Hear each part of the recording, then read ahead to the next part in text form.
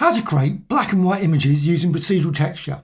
Now, I did an earlier video going through some of these and I didn't particularly do it well. I did a certain formula which I've just worked on a little bit more. So I'm just going to show you how to quickly do this, and I'm just going to copy and paste that. So cancel that. Got this color image. What you need to do is go to filters and go down to colors and procedural texture. Procedural texture there, and you've got a little plus. So click there and you get this equation. Just get one. That's for the red channel.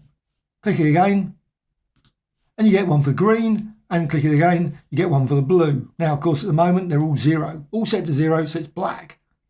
What you can do, you can paste that in. That's just A times R plus B times G plus C times B. Obviously, R and G and B are the red, green and blue. And you've got A times R, and that just varies the R, the amount of R. So you can have, like, instead of A, you could put 0.1. So it's just a tenth of what the red channel is normally. And you can put that in all of the equations. And also I've got a divisor there as well. I'm just going to do that. Now at this point, what you need is some custom inputs. And I'm using R. I'm going to use R. So I'm just going to go for there. And the reason for R is you can have minus values as well as positive values. And plus you can go for like 1.02. You can't push it too far. There's no point in going 1.023567. It's just not going to really work. So I've got those. And you can just expand that down. And what you can do, I can set that to say 2. Just go for 2. But also I can set that to 1.02. Something like that. That's probably about as good as you're going to get. Or 1.34 or minus 1.34. So you can see straight away what you've got. You've got a variety there of changes. What you can also do there, I'm just going to go for 1.2. And you might decide, no, I don't want blue at that, minus 1.2. You can just vary it, just play around with it. 1.56 and so on and so on. Just try them out. What works for you? What black and white image do you want to get? So maybe 2.05 there. Just create a variety of different settings. Now what you can do, once you've saved it, I'm just going to quickly save it now as a preset. So I'm just going to quickly go over here and create preset. So I'm going to call it black and white. Now I've already created one already, so I'm just going to create it called black and white 2. Create. So I've got black and white 2. Now what I can do, I've got presets. And I can go down here, and if I vary this slightly, let's just go for 1.52. Just very subtle. So that's 1.52 times the R value. And I can just quickly create a preset if it lets me. Sometimes it does, sometimes it doesn't. Very weird. So 2.03. This time it does. Create value preset. So got that. Preset 1. So preset 1, create. And if you vary the value, say 1.2 minus 0.2, just go for something, just what you think looks the best for the image. There's no, this must be it. If you're happy with a very dark image or you're happy with a light image, then this is a good way of doing it. And also you can go to create value presets and you can say preset 2 and so on and so on. So you can create a variety of different presets which you can then access. You've got the default. Got preset 1, preset 2. So maybe go for a very dark image, 0.2, 0.3. Maybe not particularly what I want, but you can always quickly say it, create value preset and preset 3. So you've got a variety of presets you can quickly access.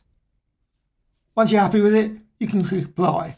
What you can also do, of course, is you can always go over here to layer and fade procedural texture. So if you want to, you just want a faded effect. So it's like sort of an old fashioned sort of image where it's just faded away. You can just add a little bit of color into it like that. And also you've got blends as well. So you've got here blend mode, just run through the blend modes and decide what you want there.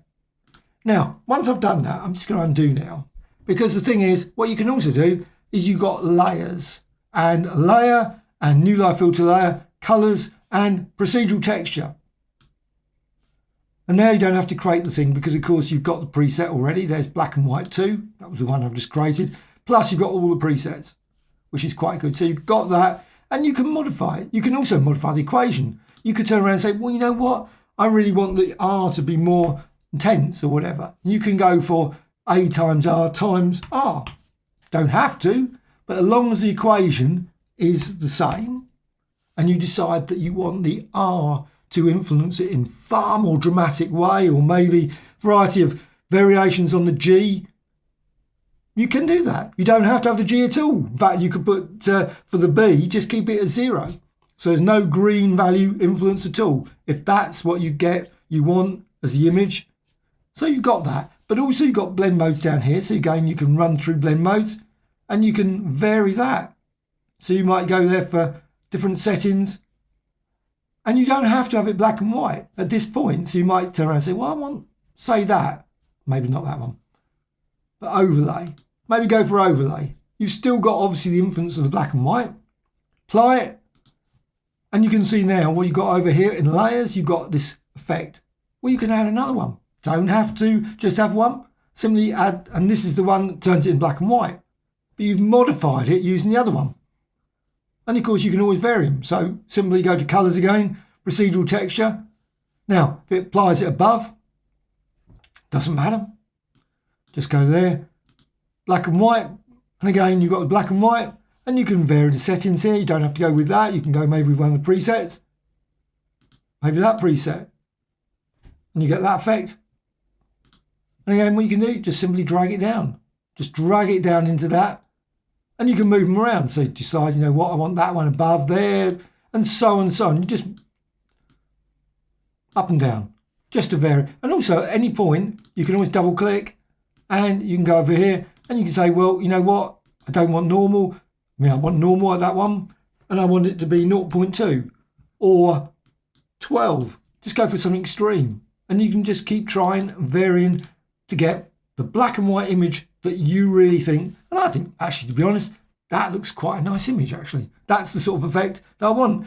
And you don't have to even stop there. Of course, you can always do other things. You can maybe make a copy of this layer, vary it by blurring it, etc., and then combining that with special effects and various other blending modes.